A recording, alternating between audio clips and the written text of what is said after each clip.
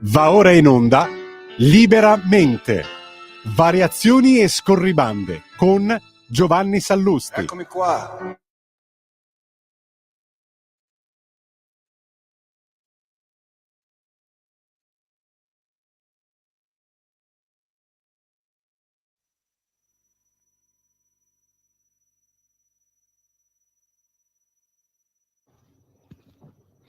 Buonasera a tutti e bentornati a Liberamente, variazioni e scorribande qui su Radio Libertà.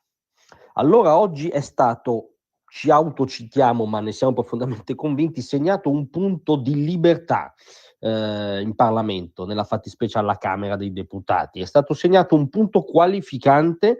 di quella che era in campagna elettorale, a maggior ragione deve essere nell'attività di governo, l'agenda di un centrodestra che vuole davvero riformare, ammodernare, rendere più libero e liberale il paese. Sì, perché alla Camera appunto c'è stato votato il via libera alla riforma costituzionale per la separazione delle carriere dei magistrati, inquirenti e giudicanti. Come sapete, un macro tema della Repubblica, uno snodo irrisolto che ci trasciniamo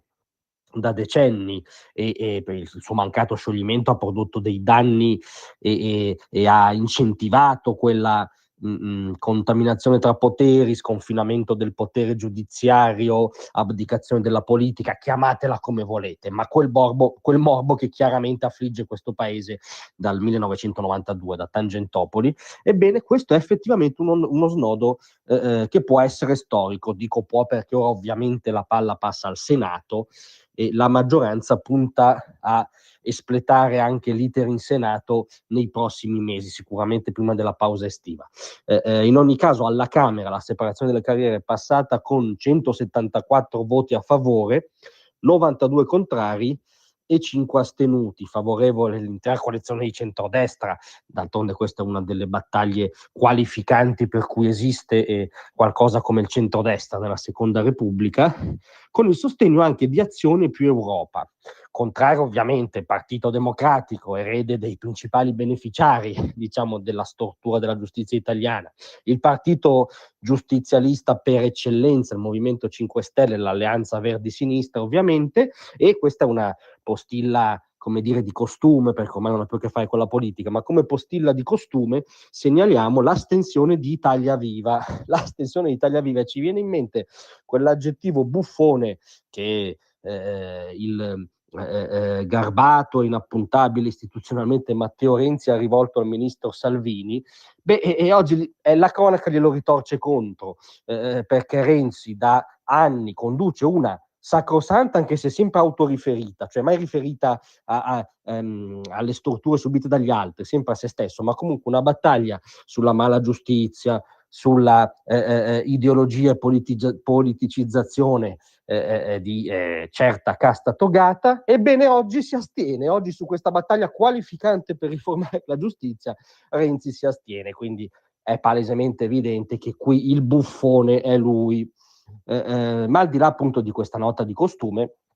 perché diciamo che è un giorno storico, perché appunto la battaglia qualificante del centrodestra, il primo pensiero non può non correre a Silvio Berlusconi per un motivo politico, perché appunto faceva della riforma della giustizia, di questo punto che è la premessa perché si dia effettivamente una riforma della giustizia non retorica,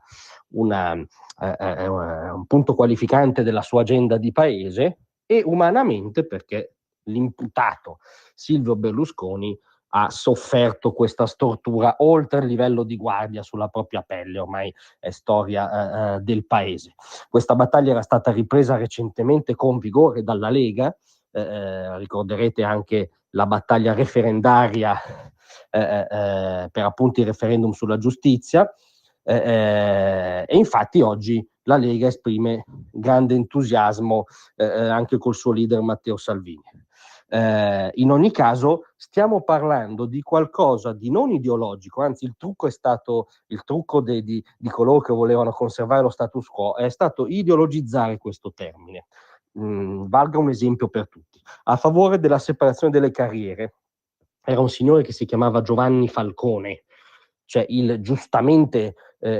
totem e nume tutelare della magistratura e l'esempio di magistrato virtuoso, inattaccabile, addirittura martire per lo Stato, era a favore della separazione delle carriere, quindi non è una cosa eversiva, ovviamente, è una cosa che teme solo chi interpreta la magistratura come casta o corporazione, e Falcone sicuramente non era tra questi.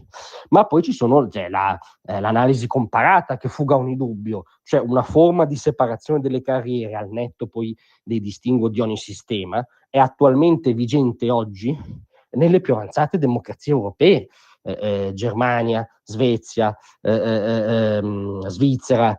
Spagna, è in vigore ovviamente in tutti i sistemi anglosassoni, che sono proprio diversi alla radice, diciamo, poggiano proprio su una integrale parità tra accusa e difesa, addirittura nel caso degli Stati Uniti hanno un meccanismo elettivo, ma in ogni caso in Inghilterra, Stati Uniti, Australia, Canada, Nuova Zelanda, nei paesi di diritto anglosassone è un'ovvietà che nessuno si sognerebbe di mettere in discussione. In Portogallo c'è una forma di separazione delle carriere, insomma in quasi tutte le democrazie occidentali, perché appunto sono tali, sono piene democrazie occidentali. E oggi l'Italia fa un passo ulteriore verso